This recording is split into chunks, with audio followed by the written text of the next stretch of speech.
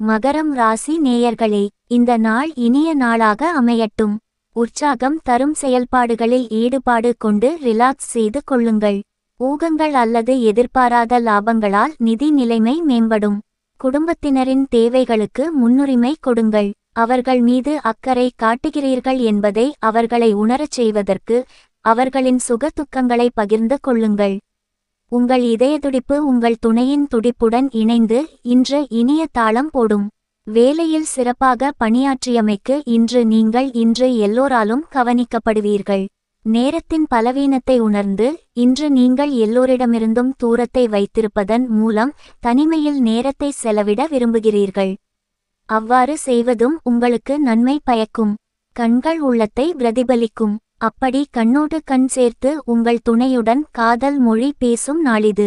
உங்கள் உறுதியான தினசரி ராசி பலன்களை அறிய இந்த சேனலை